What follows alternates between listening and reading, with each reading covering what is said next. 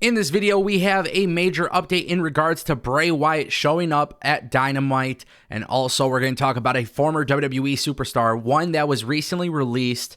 He is headed to New Japan Pro Wrestling, and then we also got to talk about some of Kenny Omega's comments about WWE because he says they are desperate.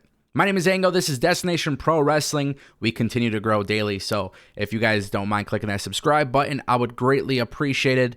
But now we are going to jump into the news. Ariya Daivari, former WWE superstar, part of the Cruiserweight Classic, 205 Live, even had a stint on the main roster. Yeah, guys, he is headed to New Japan strong, and I love this. NJPW of America, they continue their expansion into America, and they are actually doing a great job. I don't know if you guys watch NJPW strong, but I really enjoy what they've been doing, and now they are adding Ariya Daivari into the mix.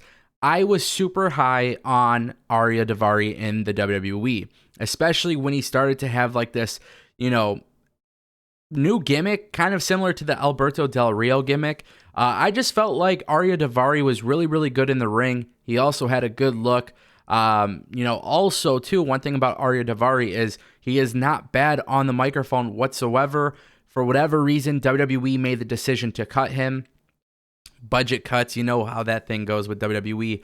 But I feel like when one door closes, another door opens, and him going to NJPW strong is going to allow Ariya Daivari to get some fresh matchups that we haven't seen before, but also it's going to allow him to really show the wrestling world what WWE missed out on. And I think that's a great opportunity for Ariya Daivari. I know. We all get sick and tired of the idea of AEW signing former WWE superstars, but I would love to see Ariya Daivari make an appearance in NJPW because, truth be told, I just think he is that good. And I think with him going to New Japan, we might be able to see some of that open door, the forbidden door, right? I think we should be able to see some of that happen. Ariya Daivari is a great wrestler. I thought he was good in WWE. Just, maybe he didn't have the size that Vince McMahon was looking for. I'm not sure. But WWE dropped the ball with him.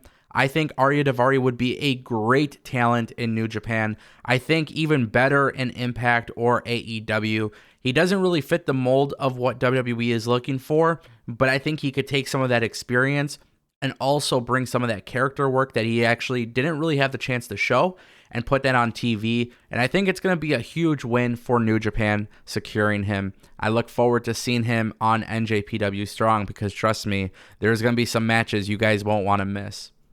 All right, guys, Kenny Omega recently said some very damning things to WWE. He said in a recent interview with Tokyo Sports, at the start there was a huge gap between WWE and AEW. AEW was just some fledgling promotion after all, but you have realized how the tables have turned. WWE is desperate. They keep bringing back legends every other week. COVID is a terrible thing and we never want it to happen, but it is what it is. Now, guys, these comments are very, very true. WWE has the tendency to resort to legends because they don't have a crop of fresh talent that they could bring to the table. And that is why WWE has now changed their tone with NXT 2.0 to hopefully develop new characters and new stars. Because let's face it, WWE bringing in indie talent was not the right move. But also, Kenny Omega is 100% true in what he's saying about WWE being desperate, because I think it is true. I think AEW has emerged as a major player in wrestling, and WWE has been very reactionary to AEW. Now, with that being said, I think it is good to be reactionary in certain cases. For example, WWE saw what happened with AEW reaching a very good amount of the key demographics, and then WWE put the belt on Big E on Monday Night Raw. Now, you guys might say that WWE is desperate, but ultimately, we got what we all wanted, which was a Big E championship run. So, I think in certain aspects, AEW is going to do one or two things. Either they are going to rise to the very, very top of the wrestling world in like 5 to 10 years, or they will make WWE super competitive where both of them will just simply exist. I don't think WWE will buy out AEW. I don't think WWE will put AEW out of business. I don't think anything of that nature. But I think AEW being really good and getting better and growing will ultimately make WWE more competitive. And hopefully that means less relying on Goldberg or The Undertaker or Kane or someone that's a legend, and more so relying on the idea of, I don't know, maybe developing somebody like Braun Breaker into being a big star. Just food for thought, something to consider. All right, guys, and in today's final story, we have to talk about Bray Wyatt in AEW. You guys know that we have been covering this a significant amount of time on this channel, but that's the goal here, to keep you updated. We have some very interesting and conflicting reports. Basically, on Fightful Select, Sean Ross Sapp, Fightful Select, had dropped that there is no indication that Bray Wyatt is going to be at AEW Dynamite tonight on September 29th in Rochester, New York. Now, if you guys didn't know, at midnight, Tony Khan had basically came out and said that the show is in memory of Brodie Lee. It's a tribute show. They're basically going to honor Brodie. It's obviously in his hometown. And I have a very, very strong feeling with what's being said about Bray Wyatt in AEW. And I don't want to get people's hopes up here, but the indication was always that Bray Wyatt was coming to AEW sooner. Now the talks of this have died down. And I don't know why it has died down, unless it is in fact true. But also, I firmly believe that Bray Wyatt is still headed to AEW. Whether it's tonight, whether it's on Rampage, whatever it may be, I have a very strong feeling that AEW is trying to keep this debut under wraps, whether it is today or at another time, because AEW hasn't been the one talking about it. It's been Meltzer and other reporters. Now, with that being said, I still want to see Bray Wyatt show up tonight. It is the night that makes the most sense for Bray Wyatt to be in AEW, despite this being heavily argued by Eric Bischoff.